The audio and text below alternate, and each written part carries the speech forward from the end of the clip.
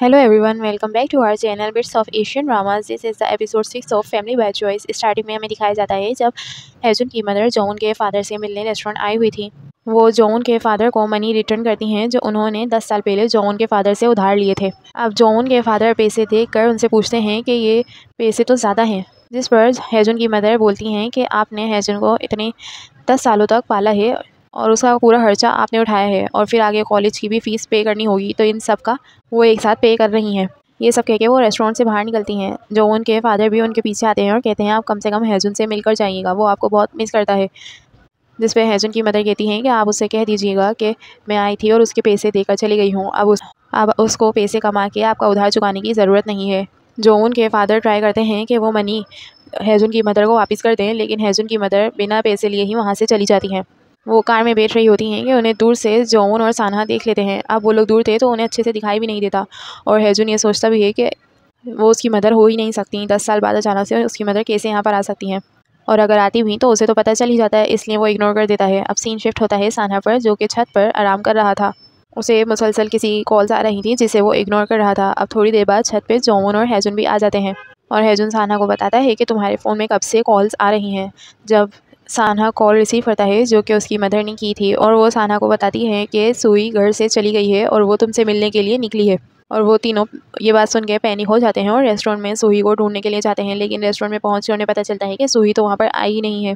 और वो लोग सुई को पूरे नेबरहुड में ढूंढने लगते हैं। अब सीन शिफ्ट होता है सुई पर, जो कि एक शॉप के बाहर बैठी हुई थी और उस शॉप की ओनर ने पुलिस को इन्फॉर्म भी कर दिया था। थोड़ी देर बाद पुलिस आती ही है, जो कि सानहा के फादर थे। अब वो शॉप के ओनर से पूछताछ कर ही रहे होते हैं कि उन्हें सानहा की कॉल आ जाती है और उन्हें सुई का पता चल जाता है और वो सुई को लेकर रेस्टोरेंट में आ जाते हैं। अब रेस्टोरेंट में सुई की मदर भी आ जाती हैं और वो सानहा को कहती हैं कि सुई कभी भी इस तरीके से घर छोड़कर नहीं गई है, ये पहली बार हुआ है, और अगर तुम सुई से मिलना जाते तो इस बार भी ऐसा ना होता। और फिर वो वापस से वही अपनी पुरानी बातें शुरू कर देती हैं। वो कहती हैं मैं कितनी खुश थी और ये सोचकर यहाँ पर आई थी कि 10 साल हो गए हैं, मेरा बेटा बहुत बड़ा हो गया होगा, अब मैं उसे उसके किए पर माफ़ कर दूँगी और हम लोग एक फैमिली की तरह अच्छे से रहना शुरू कर देंगे। सानहा कहता है जब मैंने आपसे माफ़ी मांगी ही नहीं तो आप मुझे किस बात पर माफ़ करेंगी। आपने मुझसे 10 साल तक अभी तक कांटेक्ट नहीं करा, जब आपने दोबारा शादी की, और ना ही तब जब सुई पैदा हुई, तो अब अचानक से आपको मेरा ख्याल कैसे आ गया। और फिर एक बार फिर से सानहा की मदर सानहा की सिस्टर की डेथ का इल्ज़ाम सानहा पर लगाने लगती हैं कि और कहती हैं कि ये सब तुम्हारी ही वजह से हुआ था और तुम ही मुझ पर ब्लेम कर रहे हो। और ये सब बातें एक बार फिर से सुनकर सानहा बहुत ज़्यादा डिप्रेस्ड हो जाता है। सानहा के फादर उसकी मदर को वहाँ से लेकर निकल जाते हैं और वो भी रेस्टोरेंट से निकल जाता है। सीन शिफ्ट होता है सानहा के फादर और उसकी मदर पर। अब सानहा के फादर उसकी मदर से कहते हैं कि मैंने तुम्हें कभी भी इस बात का ब्लेम नहीं किया, क्योंकि मुझे पता था कि तुम एक कमज़ोर इंसान हो और तुम ये कभी भी बर्दाश्त नहीं कर पाओगी कि ये सब एक तुम्हारी गलती थी। और ये सब बातें सुन के सानहा की मदर सानहा के फादर को एक स्लैप मारती हैं, और जिस पर सानहा के फादर बताते हैं कि मैंने तुम्हें डिवोर्स भी दे दिया था ताकि तुम अपनी ज़िंदगी अच्छे से जी पाओ और तुम्हें ज़्यादा तकलीफ़ ना हो, और मैं तुम्हें बहुत ज़्यादा पसंद करता था। जिस पर सानहा की मदर कहती हैं कि मेरे बारे में क्या, मैं तुम्हें पसंद नहीं करती थी, ऐसे ही तो मैंने किसी लो सर्वेंट से शादी नहीं की जिसके पास कुछ भी नहीं है, जाहिर है इसीलिए करी थी क्योंकि मैं तुम्हें पसंद करती थी। और फिर कहती हैं कि मैं तुमसे कोई भी बात करती थी तो तुम मेरी बातों को नहीं सुनते थे और हमेशा अपनी ड्यूटी को प्रायोरिटी देते थे। और फिर वो सानहा के फादर को कहती हैं कि जिस रात एक्सीडेंट हुआ तो ऐसा तो नहीं कि सिर्फ मैं ही उस रात घर में मौजूद नहीं थी, तुम भी तो घर में मौजूद नहीं थे, तो सिर्फ मेरी गलती कैसे हुई, तुम्हारी भी पूरी गलती है। और फिर सानहा के फादर कहते हैं कि हाँ मेरी भी गलती है, क्योंकि जब मेरी बेटी मरी तो मेरे लिए कोई चीज़ मैटर नहीं करती थी, लेकिन इन सब में सानहा की क्या गलती है, वो किस गलती की सज़ा भुगत रहा है। उसने तो अपनी बहन को मरते हुए देखा था, क्या तुम्हें कभी उसके लिए बुरा नहीं लगता? वो आज भी रातों में उसके ख्वाब देखकर डर जाता है और ठीक से सो नहीं पाता। और ये सारी बातें सानहा पीछे बैठा हुआ सुन रहा था और वो बहुत ज़्यादा डिप्रेस लग रहा था और रो भी रहा था। सीन शिफ्ट होता है जोमून और हैजुन की तरफ, जो कि रूफ टॉप पे बैठे हुए सानहा की मदर के बारे में ही बात कर रहे थे। और अब हैजुन को भी रियलाइज़ हो गया था कि उसे सानहा और उसकी मदर के मैटर में नहीं बात करनी चाहिए थी, जब वो कुछ भी नहीं जानता, और वो ये जोमून को भी बताता है। और फिर सानहा को दिखाया जाता है जो कि लेट घर आता है और सुबह जल्दी से स्कूल के लिए निकल जाता है। रोज़ाना ऐसा ही चलता रहता है। सानहा बिना ब्रेकफास्ट के ही घर से निकल जाता है और रोज़ाना जोमून और हैजुन उसका ब्रेकफास्ट उसकी क्लास में छोड़ देते हैं। अब एक दिन सानहा बस से उतरता है तो उसे नीचे हैजुन मिलता है, और फिर हैजुन सानहा को बेटर फील करवाने के लिए कहता है कि मेरे पास तो मदर और फादर दोनों ही नहीं है, लेकिन कम से कम तुम्हारे पास फादर तो है ना, और तुमने भी तो मेरी मदर के बारे में ताना मारा था, लेकिन मैंने तो खाना खाना बंद नहीं किया था। और वो बहुत ट्राई करता है कि सानहा का मूड लाइट हो जाए। स्कूल का सीन दिखाया जाता है जहाँ पर साना अपनी क्लास में ब्रेकफास्ट लेकर एंटर होता है और वो देखता है कि जोवन पहले से ही ब्रेकफास्ट उसके लिए वहाँ रख कर गई हुई है और वो ब्रेकफास्ट वही लाती है जो कि साना अपने लिए ख़रीद कर लाया था। और उसे पता चल जाता है कि ये ब्रेकफास्ट जोवन ने उसके लिए वहाँ पर रखा है और फिर वो उस ब्रेकफास्ट पे से उसका नोट हटाकर अपने रजिस्टर में लगाता है और उस रजिस्टर में पहले भी बहुत सारे नोट लगे हुए थे जो कि जोवन के ब्रेकफास्ट के नोट्स थे और वो उन नोट्स को देखकर स्माइल करने लगता है।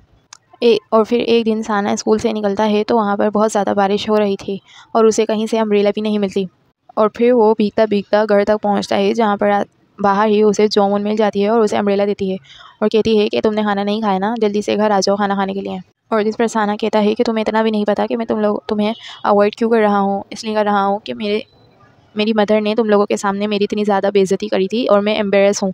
इस बात का जोमुन कोई जवाब नहीं देती और कहती है कि मैंने तुमसे सिर्फ खाना खाने के लिए कहा है, इतना ज़्यादा रिएक्ट क्यों कर रहे हो, और वहाँ से चली जाती है। अब साना और हैजुन दोनों ही घर में आ जाते हैं और साना को हैजुन बताता है कि जोमुन कम से कम 1 घंटे से तुम्हें ढूंढ रही है और साना ये सब देख कर के जोमुन उसे कब से ढूंढ रही है और जोमुन के फादर उसके लिए खाना प्रिपेयर कर रहे हैं और सब उसका इतना ज़्यादा ख्याल रख रहे हैं तो साना बहुत ज़्यादा इमोशनल हो जाता है और वो टेबल पे बहुत मुश्किल से अपने आंसू होल्ड करता है। लेकिन जोन एज ऑलवेज साना का मूड लाइट कर ही देती है। फिर रूफ टॉप का सीन दिखाया जाता है जहाँ पर वो तीनों बैठे बातें कर रहे थे और वहाँ पे साना सबको बताता है कि वो अभी भी अपनी सिस्टर जिसकी डेथ हो चुकी है उसे अभी मिस करता है। और फिर जोन भी कहती है कि वो भी अपनी मदर को मिस करती है, बस इसलिए किसी को नहीं बताती क्योंकि अगर वो अपने फादर के सामने अपनी मदर का जिक्र करेगी तो वो बहुत ज़्यादा सैड हो जाएंगे। और हैजुन भी बताता है कि उसे भी अपनी मदर की बहुत ज़्यादा याद आती है। सीन शिफ्ट होता है जोन के फादर पे जो कि वही एनवेलप देख कर परेशान हो रहे थे जो कि हैजुन की मदर उन्हें दे के गई थी। और उसी वक्त वहाँ पर जोन आ जाती है और कहती है कि साना को बहुत ज़्यादा फीवर है और अब वो पूरी फैमिली साना का अच्छे से पूरी रात ख्याल रखते हैं जिससे सुबह तक साना का फीवर भी उतर जाता है। और सुबह साना के फादर साना को सोल उसकी सिमेट्री लेकर जाते हैं उसकी डेड सिस्टर के पास और वो वहाँ पहुँचकर साना को कहते हैं कि तुम्हें अपने आप पर प्रेशर डालने की ज़रूरत नहीं है और आज मैं ये भी कन्फेस करता हूँ कि तुम्हारी बहन की डेथ तुम्हारी वजह से नहीं बल्कि उसमें मेरी भी गलती थी। तुम्हारी बहन की डेथ इस वजह से नहीं हुई क्योंकि तुम दोनों वहाँ पर अकेले थे और तुम्हें अपने आप को सज़ा देने की कोई ज़रूरत नहीं है और भी को भी अवॉइड करने की ज़रूरत नहीं है। तुम ऐसा ही करो जैसे तुम्हारा दिल चाहता है। अब नेक्स्ट डे होता है और सब कुछ नॉर्मल हो गया था। वो लोग जल्दी जल्दी से उठते हैं, नाश्ते के स्कूल के लिए तैयार होते हैं और नाश्ता करने के लिए बैठे ही होते हैं कि हैजिन को मैसेज आता है कि उसकी आंटी का बेबी हो चुका है। और अब वो लोग बस से उतर कर स्कूल पहुंच जाते हैं और वहाँ पर जोमुन बताती है कि साना को दाल की मदर ने इनवाइट किया है। साना पूछता है कि दाल तो तुम्हारी दोस्त है, उसकी मदर ने मुझे क्यों ट्रीट दी है। और फिर बैक फ्लैश दिखाया जाता है जहाँ पर दाल उसकी मदर से बात कर रही थी। दाल की मदर कहती हैं कि तुमने साना के नोट्स मांग लिए और फिर दाल कहती है कि नहीं, मैं बस मांगने ही वाली थी। जिस पर दाल की मदर कहती हैं कि तुम उन्हें कल लंच पर बुला लो, मैं ही उससे मांग लूँगी। और ये सब बातें जो उनको दाल ने ही बताई थी। और अब सीन प्रेजेंट में आता है और वो लोग रेस्टोरेंट में पहुंच भी चुके थे। अब वो लोग दाल की मदर और दाल से मिलते हैं और टेबल पर बैठ जाते हैं। तो अब दाल ऑर्डर प्लेस करने में थोड़ा सा ऑकवर्ड फील करती है जिस पर उसकी मदर उससे मेन्यू ले लेती हैं और ख़ुद ऑर्डर प्लेस करती हैं। और फिर बाद में दाल की मदर उसके फ्रेंड्स के सामने ही उसे ताना देती हैं कि उससे कहती हैं कि तुम्हें तो अपना ऑर्डर ही प्लेस करने नहीं आता, तुम आगे जाके अच्छी लॉयर कैसे बनोगी, ठीक है। और फिर वो साना से कहने लगती हैं कि दाल के मार्क्स भी कम आने लगे हैं, मुझे लगता है कि मुझे इससे उम्मीदें लगाना छोड़ देनी चाहिए। और ये सब बातें सुनकर दाल बहुत ज़्यादा नर्वस हो जाती है। जब दाल की मदर साना से उनकी पढ़ाई के बारे में बोलती हैं तो साना अपनी स्ट्रेटेजी के बारे में बताता है और बताता है कि इस तरीके से मैथ्स पढ़ना उसके लिए आसान है। और ये सब बातें सुन के दाल की मदर फिर से दाल को टॉन्ट करती हैं और कहती हैं कि दाल बहुत ज़्यादा फूल है और वो कभी भी इस तरीके की स्ट्रेटेजीज़ बनाकर नहीं पढ़ती। अब थोड़ी देर बाद का सीन दिखाया जाता है जब दाल की मदर वॉशरूम से बाहर आती हैं तो बाहर ही उन्हें दाल मिलती है और कहती है कि आप कम से कम मुझे मेरे फ्रेंड्स के सामने इंसल्ट ना करें। हम लोग दोनों घर पे होते हैं तो ठीक होता है, लेकिन अभी मेरे फ्रेंड्स हैं उनके सामने प्लीज़ ऐसी बातें मत कीजिए। जिस पर दाल की मदर कहती हैं कि इससे कोई बात नहीं, वो लोग तुम्हें जितना डम समझेंगे और उतनी ही ज़्यादा वो लोग तुम्हारी मदद करेंगे। जिस पर दाल रोने लगती है और कहती है कि मुझे उनकी मदद नहीं चाहिए। उन तीनों को भी पता चल जाता है कि दाल रोई है, लेकिन साना समझाता है दोनों को कि ऐसा बिहेव मत करना कि हमने देख लिया है। अब लंच के बाद का सीन दिखाया जाता है और वहाँ से दाल की मदर भी चले जाती हैं। अब वो लोग दाल को अच्छा फील कराने के लिए बीच पर चले जाते हैं। जोवुन और हैजुन तो आगे चले जाते हैं और एंजॉय करने लगते हैं। साना दाल को भी कहता है कि तुम भी उन लोगों को ज्वाइन कर लो, आखिरकार हम तुम्हारे को ही अच्छा फील कराने के लिए यहाँ पर आए हैं। फिर दाल बताती है कि वो मुझे इसलिए रोना आ गया था कि उन्होंने तुम लोगों के सामने ऐसा कह दिया, लेकिन वो गलत भी नहीं है।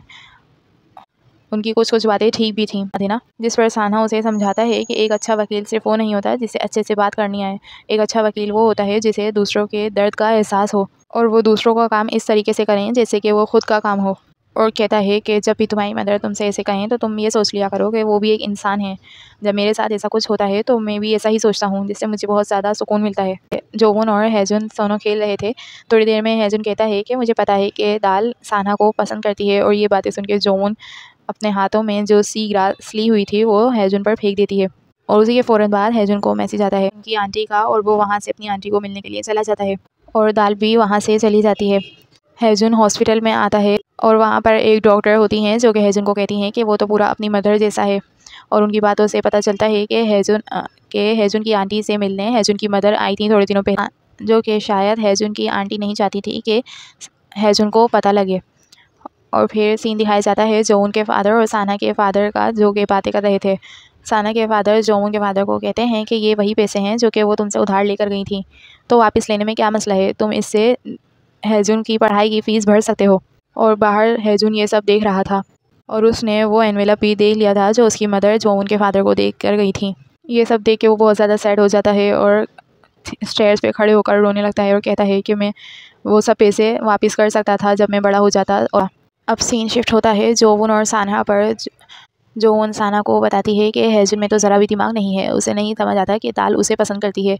और वो बताती है कि आज हेजुन ये भी कह रहा था कि उसे लगता है कि दाल सान्हा को पसंद करती है। और वो लोग ऐसे ही बात कर रहे होते हैं। उन कहती है कि कोई इतना नासमझ कैसे हो सकता है, जिस पर सान्हा कहता है कि तुम भी बहुत ज़्यादा नासमझ हो।